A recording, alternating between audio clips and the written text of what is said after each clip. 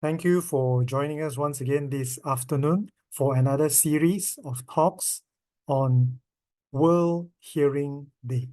We're very grateful to have Dr. Basha with us, and she will speak a little bit more on oral rehab this afternoon. And World Hearing Day is by the World Health Organization and is on the 3rd of March. We just passed. And so we will continue our series of 8 talks on hearing awareness and changing mindsets. And so hearing loss and oral rehabilitation go hand in hand. We do realize that hearing loss is not just about buying a hearing aid. And so we are glad to have the speech therapist this afternoon, Dr. Bashariatul Othman, to introduce a little of herself. Thank you very much, Jensen. Assalamualaikum and hello out there to everyone who's watching this. Mostly people call me Dr. Basha, and I'm a speech therapist who has specialized in the field of hearing loss. Yes, hearing loss is my passion. Even though I work mostly with children, I do have about 15% of my caseloads of adults, adults wearing hearing aids, adults wearing cochlear implant, adults not wearing any device, but they start to have mild hearing loss and learning the strategies to cope with listening in challenging situations. So those are the things that I'm sharing today, more for public, more Yes. for laymen. Yeah, right? That's Yes. what we want to do, right, Jensen? Yeah, so MESH, the association that represents audiologists and speech therapists in Malaysia. MESH is supporting the World Hearing Day initiative by the World Health Organization by organizing this series of talks to promote public awareness. And certainly public awareness is increasing with regards to hearing thanks to this effort by WHO. Over to you, Dr. Basha. So there are a lot of awareness, especially come 3rd of March, which is the World Hearing Day. And 3rd of March is because 3, 3, and 3 are, number 3 are like our ears. That's why 3rd of March is chosen by WHO, right? Yes. Okay, so that's public awareness. There is also public-private collaboration. We understand that people view going to private as, it's a money thing, isn't it? So orang sanggup lah. They said, that's all right lah. We can wait as long as we don't have to pay that much. But again, back to the Achieve study. How long do you want to wait? This is the time lost where the decline of your cognitive happening, the decline of your memory abilities is happening. And you can stall it, put a brake to slow it down. But the more you wait to get help, the faster that decline will go. So that's why there are some private companies who will collaborate with the public clinic to take in their backlog. Then there's also some campaign targeting senior citizens, especially. But one thing that I want to draw attention to is what you mentioned, Jensen, right in the beginning about the rehabilitation. It is one thing to accept the device, wear the device. But if the elderly, if the makcik or the pakcik did not get the right training so that they know, okay, last time I could not hear this sound, but this time I can hear this sound, so there is progress. Last time, all that I hear was all the fan noises and I couldn't really hear people talking. But with this training, my brain started to shift from the noise from the surrounding to the speech sound, which I really want to hear. Then that comes with oral rehab. But unfortunately, very, very few audiologists do oral rehab. Setuju tak setuju? Yes, so that is part of the progress that is happening in the world of audiology. We have to make it clear so that the public will understand that not every center that provides hearing aids are audiologists. Professionals called the audiologists, where they are trained to do diagnosis, rehabilitation, management of hearing difficulties. And so there are audiologists who specialize in oral rehab, and I think there are more speech therapists that are doing this rehabilitation, because we associate rehabilitation with the speech therapists and technical instruments with the audiologists, but that is not true. And so, like in my practice, we will provide a whole comprehensive program and educate the public that we are not just there to sell them a hearing aid or just do some tuning on a computer, but we are interested in seeing them grow and improve their communication. And we will refer to qualified speech therapists like Dr. Basha, who will help with repair strategies, communication strategies, the bigger overall picture, and not just be bound by how big or how small the hearing aid looks like to the patient. And so That's oral true. rehab is key, because we do realize that if we emphasize on just detecting the sound, we are only focusing on the ear. But as audiologists and speech therapists, we are focusing on communication that involves the brain. So you may be able to hear, but not make sense of that up here. And therefore, that's where the speech therapist and oral rehab comes into play. Yes.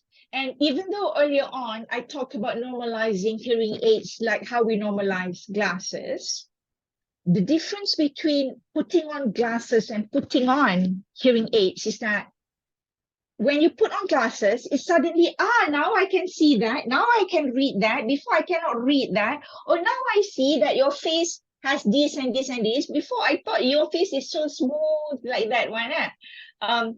But that's with glasses. It's quite instantaneous, isn't it? Yes. That's not the case with hearing aids, isn't it?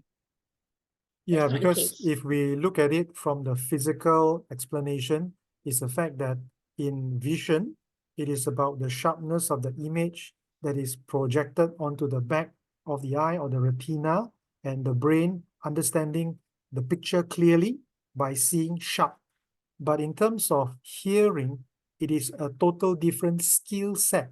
We are not just interested in helping you hear, but you have to learn to hear. For example, we are in a coffee shop. My voice and my friend's voice are in conversation, and that is important. We want to hear it. But the persons talking beside us, they are also voices, but we don't want to hear them. They are not fan noise, they are not car noise, they are also voices. So we have to train our ears to pick out the sounds and that we want to hear and to focus on it, and that requires training. No amount of technology can help you understand what you want to hear until we use our brains to focus on the voice to understand. Because I can be speaking in perfect English, but you don't understand what I say because you are not familiar with English. And for those with hearing loss, the speech that comes into their ears no longer sound as clear as before. Even with the best of hearing aids, we are still reliant and dependent on the nerves sending the signal to the brain. And therefore, the rehabilitation training is just so important. Exactly. And if I just touch a little bit on what's going on in the brain, the pathway between when the sound from the cochlea, from outer ear going to the ear canal, hit the eardrum, go through the 3 tiny bones, and it will vibrate, and then it goes into the cochlea and make the hair cells, the cilia of the hair cells, waving. And that wave would trigger the stimulus going through the auditory nerve and going to temporal bone. And when it goes into the temporal part, this is our temporal part. It makes sense, isn't it? Our ear is here. I know you can't see my ear. And this is the temporal part. This is temporal part. The temporal part receives the sound, and the surrounding area, the adjacent and the surrounding area, be it the temporal itself or some part of the parietal, a bit part of the back of the temporal that's near the occipital, and even a little bit part from the frontal, they are all working synergistically.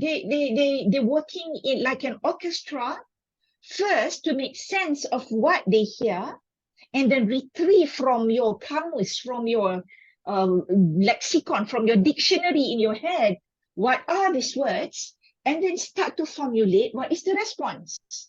Formulate the sentence in good grammar, and then think about what the sounds, and then start to program. How do I say this sound? I want to say yes. If I want to say yes, this s. How do I make sure this s comes out correct? Yes, and not yay, and not says, or not yes, for example. All this mechanism, because we have been doing that, like I said, I've been doing that for 48 years, because I did not speak right after I was born. I spoke probably around 8 or 9 months old, according to my mom. So I've been doing that 48 months old. I do not have to think. It just happened in very fast, rapid firing program. But those with hearing loss, when they can't make sense of what they hear, it's very common. Even my mom said, I heard what you said, but I don't understand. Because hearing has so many levels. Just hearing doesn't equate understanding. So when you just hear but you don't understand, how do you then reply or respond? So responding doesn't happen. And that's why it goes on to the sequences of impacts that we talked about earlier. All right, when I talked before about my mom saying, boleh dengar, tapi tak faham. Okay, I can hear you, but I do not understand. This is actually the hierarchy of how we hear. There are levels. The very first thing is this detect. We know, is there sound or is there not a sound? We don't have to understand the sound. We don't have to know where the sound comes from. We do not have to understand what it means. Just detection. And then membezakan, discriminate the sound. It's the, not t, for example. It's papa, not baba, for example. And then identification. We hear that sound and we know, ding dong, that is the doorbell. Or we hear, nino, nino, nino. Okay, that's the ambulance. We can identify that. And then that's the part of memory, remembering what the sound is. Because even if you can identify now, but if the memory doesn't input it and keep it in long-term memory, you don't remember. Okay? And then we process it and then we comprehend it. And all this hierarchy happens differently in different listening environment. Listening in noise is obviously hard. Like just now, Jensen, you are talking about what? Being in a cafe with friends, right? And it's such a noisy cafe. And kena lah pula, ada somebody come with a baby and the baby menangis right behind you. Which one do you? If you have hearing loss, that's so hard, right? For you to be able to concentrate. And now I feel like some cafe, they try to be a bit hipster. I'm not against hipster cafe. That's the declaration. I love cafe. I love coffee.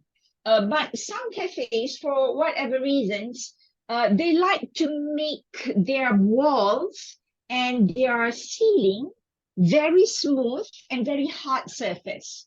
And what's the problem with that in terms of hearing, Jensen? It will cause a lot of echoes and reverberation, and thus it makes the hearing even worse.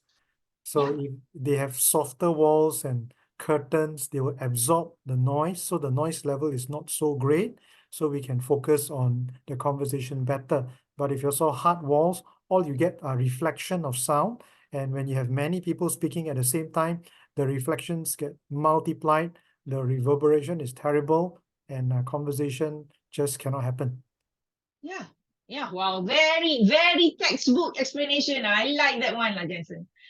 So even, when I walk into a cafe, I see very smooth, shining, hard surface, like perspex surface of the table, perspex surface of the chair, wall, sometimes glass wall, big glass wall one side, all that. I thought, I can't take my mom here. It will be very hard. I like it when it is more natural environment. If there are plants around, if they have hanging, drapes or curtains or hanging decoration which can absorb the sound. The furniture are more organic, kayu, wood. That's less hard, or cushions, even better. That will help to reduce the reverberation. And then listening at the distance, that's no brainer lah. The closer you are, the better.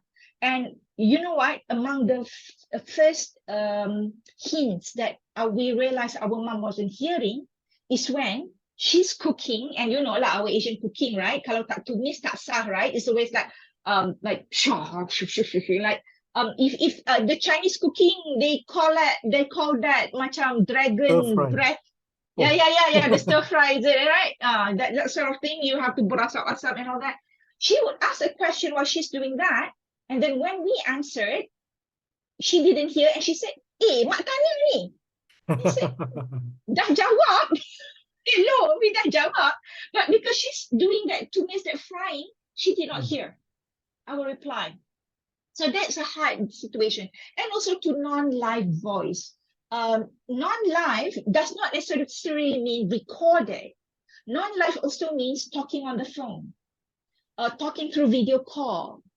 That is harder to hear compared to talking live, like having the person physically in front of you. Thank you for showing the hierarchy in the auditory sounds, because most people will only look at the first part, which is detection. So they are just keen to hear, as long as I can hear, as long as I can hear. But they don't realize that detecting alone is not all about hearing. You also have to discriminate and identify. And I like the fact that you brought out memory, because for example, why do we advocate wearing 8 hours, at least 8 hours a day of properly fitted hearing? They say, I'm at home and I don't hear anybody. Why should I wear it 8 hours a day? I only want to wear it when people are talking. But it is because when no one is talking, there's still the background noise, the fan, the water running. And then you must remember that that is a fan sound. So once you know and you have identified and you know what the sound is, your brain has this amazing ability to ignore sounds. And so hearing it in the beginning will sound a bit more noisy to a first-time user, because they don't know, the brains cannot accept all the new sounds coming in. But once they want it It for a week hasn't or have the two, data yet, isn't it? yes, then they know, oh, okay, this one is fan, ignore. This one is car exhaust, ignore. That's how you explain the experience of people who move house. For example, they are living in a kampong in pure, quiet surrounding, and then they move house to beside the railway station. So every time the train pass by, it's blaring loud and they cannot sleep. But after a month or two, when the train pass by, you don't see them being alert about it, because they have accepted the train passing by as part of their normal world, and they are no longer startled by it, to the extent they may even miss the train passing by. Have you heard of that explanation?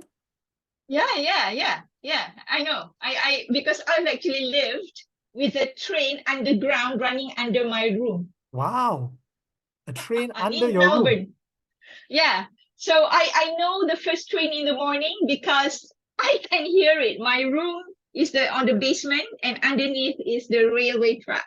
Wow. Yeah, after a while, I forgot it. So I hope that this will help for those who are hearing. I'm not sure how many of you are actually the person who are the third party who have the disability because you live with someone with hearing loss, or you probably yourself are beginning to realize or have been diagnosed with hearing loss. But we just hope that our sharing, both Jensen and I today, would help in terms of the changing the mindset about being old does not equate dementia. But if you have hearing loss, that needs to be tackled, because we can put a brake and slow down the dementia. We'd like to thank Dr. Basha for her time and her expertise in sharing her knowledge with us this afternoon. And we trust that you will think differently this time around when you hear about hearing loss. That hearing loss is not just the end. Hearing loss is not just something you have to live with, but it can be overcome. and in overcoming of the hearing loss, your quality of life improves, and then your golden years will be much better. And so do contact your speech therapist or your audiologist for further information. And you can always go to the MASH website, www.mash.org.my, the Malaysian Association of Speech, Language and Hearing. And they will be more than happy to assist you to finding one nearby if you can't get to the government hospital audiologist as well. Once again, thank you very much for joining us in our series for better hearing, changing mindsets in conjunction with World Hearing Day 2024.